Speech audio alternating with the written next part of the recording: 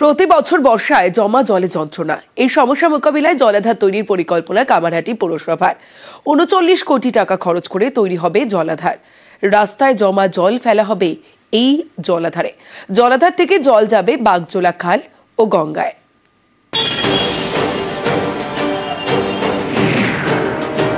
উত্তর ২৪ পরগনার কামারহাটি পুরসভা প্রতি বছর বর্ষায় এখানকার ১০ থেকে ১৬ নম্বর ওয়ার্ডের বাসিন্দাদের জমা জলে দুর্ভোগের এক শেষ হয়।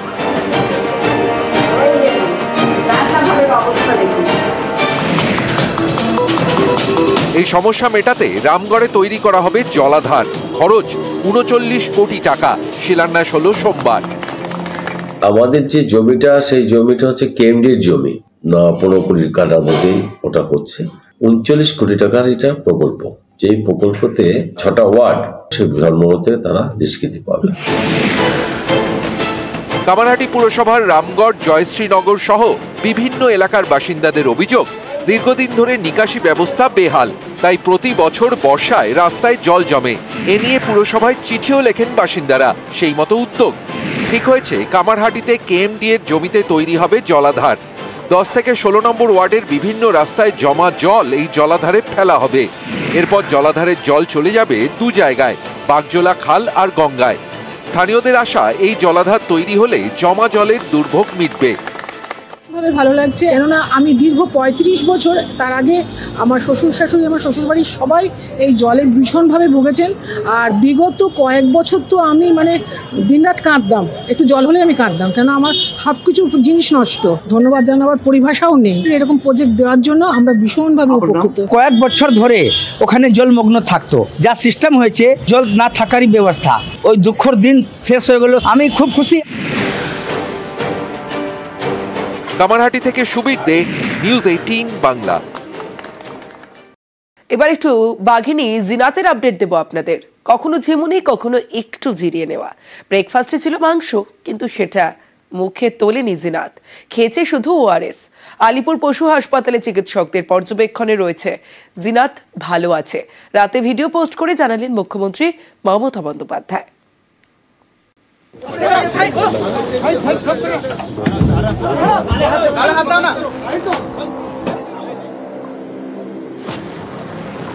যে বাঘটিকে আমাদের বন্যকর্মীরা ধরেছেন প্রশাসনের সাহায্যে, সাধারণ মানুষের সাহায্যে, সবাই একসাথে খুব ভালোভাবে সমন্বয় করে করেছেন। বাঘটি ভালো আছে, সুস্থ আছে এই পর্যন্ত আর কি।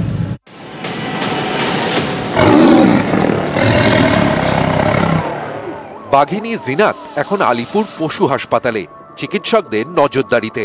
বন দপ্তর জানিয়েছে, সোমবার কখনো ঝিমিয়েছে, কখনো খাঁচায় বসে জিরিয়ে নিয়েছে জিনাত। এদিন সকালে মাংস খেতে দেওয়া হয়, তা ছুঁয়েও দেখেনি বাঘিনী জিনাত। খেয়েছে শুধু ওআরএস, কোনো ওষুধ দিতে হয়নি।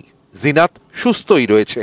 অ্যাপারেন্টলি কোনো ইনজুরি নেই, অবজারভেশনে রাখা আছে, বোঝার চেষ্টা হচ্ছে যে কিরকম আছে। আজকে সে সকালে খায়নি কিছু, চিন্তার কিছু নেই, কারণ সে যথেষ্ট পরিমাণ ছাগল এবং শুয়োর খেয়েছে এই যে কদিন পুরুলিয়া বাঁকুড়ায় ছিল।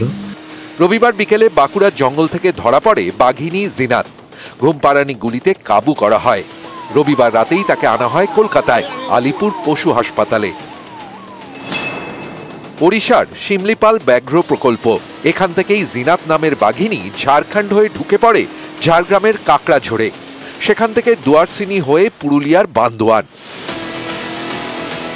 এ জঙ্গল থেকে ও জঙ্গল, দীর্ঘ পথ পাড়ি দেয় জিনাত। ছুঁয়েও দেখেনি বন দপ্তরের রাখার টোপ। শেষমেশ বাঁকুড়ার জঙ্গলে ঘুমপাড়ানি গুলিতে কাবু হয় বাঘ। সেখান থেকে আলিপুর পশু হাসপাতাল। ৩ বছরের বাঘিনী, ওজন ১৩৫ কেজি। কবে ঘরে ফিরবে এই জিনাত, কবে ফিরবে ওড়িশার জঙ্গলে, এ নিয়ে মঙ্গলবারের মধ্যে সিদ্ধান্ত হতে পারে। নিউজ 18 বাংলা। এই জিনাতের ভয়েই আতঙ্কে ছিলেন বাঁকুড়ার মানুষজন। বাঁকুড়ায় সেই বাঘের আতঙ্ক কাটতে না কাটতেই আবার হাতির ভয়। সারেঙ্গায় লোকালয়ে ঢুকে পড়ে হাতি, চালায় তাণ্ডব। জয়পুর রেঞ্জে হাতির হানায় আহত এক যুবক। আর রবিবার গভীর রাতে ঝাড়গ্রামেও আতঙ্ক ছড়ায়। রবিবার বিকেলে বাঁকুড়ার গোসাইডিহিতে বাঘবন্দি, ধরা পড়ে বাঘিনী জিনাত।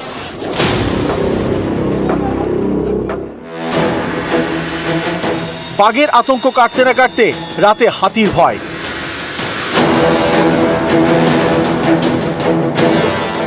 সারেঙ্গা দক্ষিণ বন বিভাগের বাদামপাড়া। রবিবার গভীর রাতে এখানে ঢুকে পড়া একটি হাতি তাণ্ডব চালায়। বেশ কয়েকটি বাড়িতে ডাঁই করে রাখা ধান ও খড় খেয়ে নেয়। রাতেই হাতিটিকে জঙ্গলে ফেরায় বন দপ্তর। একটাই এসছে, এসে এখানে রন্ধ ভেঙেছে, এখানে ঢুকেছে, হাতি ধান খেয়েছে, ধান খেয়ে আর বন দপ্তরের লোকগুলো এসেছিল খেতে, তারা খেতে নিয়ে ওই দিকে চলে গেছে। আমাদের খুব ভয়, কেউ বেরায়নি। বাঁকুড়ার বিষ্ণুপুর। রবিবার এখানকার জয়পুর রেঞ্জের গোসাইপুর গ্রামে ঢুকে পড়ে হাতি। প্রত্যক্ষদর্শীদের দাবি হাতিটি এক যুবককে ছুঁড়ে তুলে ছুঁড়ে দেয়। গুরুতর অবস্থায় তাকে নিয়ে যাওয়া হয় হাসপাতালে। পাই হাতি বেরোয় আর কি আমাদের ওদিকে বলগাঁওর দিকে বিকেলে যেরকম হাঁটতে যায় সবাই আর কি, তো সেরকম গিয়েছিল, তো হঠাৎ করে হাতির সামনে পড়ে যায়, হাতি ছুটিয়েছে আর ছুঁড়ে করে একটাই ছিল। বন দপ্তরের দাবি বাঘ ধরার জন্য জয়পুর থেকে রানীবাঁধে চলে গিয়েছিল, সেই সুযোগে ঢুকে পড়া হাতি। হাতিটা তো রুটেই ছিল, আর রুটের পাশে একটু হয়তো নামতে গিয়ে তো ধান পেয়েছে, সাইডে বেরিয়ে গেছে। ওই আহত ব্যক্তির পাশে থাকবে বন দপ্তর? একদম একদম, আমরা আছি ওর পাশে। ঝাড়গ্রামের সাঁকরাইল। রবিবার রাতে এখানকার শানকুন্দ্র জঙ্গল লাগোয়া এলাকায় ঢুকে পড়ে 3টি হাতি। তাদের তাড়াতে আগুন জ্বালানো হয়। সোমবার ভোরে 3টে হাতিকেই ফেরানো হয় জঙ্গলে। নিউজ 18 বাংলা। সেরা 11তে এবার মেদিনীপুরের দিকে নজর রাখবো। মেদিনীপুরের গ্রামে জলকষ্ট, সাবমার্সিবল পাম্প আছে, সেটাও অকেজো, তাই জল আনতে যেতে হয় 2 কিলোমিটার দূরে, আর এতেই দুর্ভোগের এক শেষ।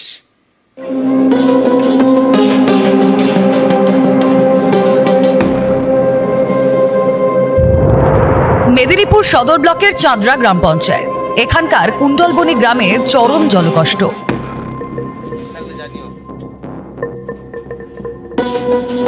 কংসাবতী নদীর কাছে কুণ্ডলবনি। এখানে জলের সমস্যা দীর্ঘদিনের। সেই মতো উদ্যোগ নেয় পঞ্চায়েত। সজলধারা প্রকল্পে বসানো হয় সাবমার্সিবল পাম্প। স্থানীয়দের অভিযোগ, জনস্বাস্থ্য কারিগরি দপ্তরের সেই পাম্প দীর্ঘদিন ধরে অকেজো, জল পড়ে না। গ্রামেই একজনের বাড়িতে রয়েছে টিউবওয়েল, সেটা আবার সবসময় ব্যবহার করা যায় না। জল আনতে যেতে হয় 2 কিলোমিটার দূরে। গ্রামবাসীদের দাবি, এই নিয়ে বারবার পঞ্চায়েত অফিসে জানিয়েও লাভ হয়নি। আমরা আগে কুয়োর জল খেতাম, কুয়োর জলে সব ব্যবহার করতাম। ওই এতগুলা বাড়ির মধ্যে একটি কলের মধ্যে সব ব্যবহার হচ্ছে। এটা আজ বছর 4-5 হয়ে গেল। আমাদের জলের খুব কষ্ট, আমরা জল খেতে কুয়োর জল খেয়ে, আর সামনে একটা কল আছে, সেই জলই খেয়ে থাকি। সুযোগের সময় কথা হয়েছে, উনি বিধানসভা ব্যাপারটা জানিয়েছেন। কয়েকটা বাড়িতে জল পায়নি, কিন্তু টিউবওয়েল তো আছে। 18টা সংসদ, কোথাও কোনো সাবমার্সিবল পাম্প বন্ধ হয়নি। যদি এটা হয়ে থাকে, কালকে আমি স্টেপ। মেদিনীপুর থেকে শোভন দাস, নিউজ 18 বাংলা।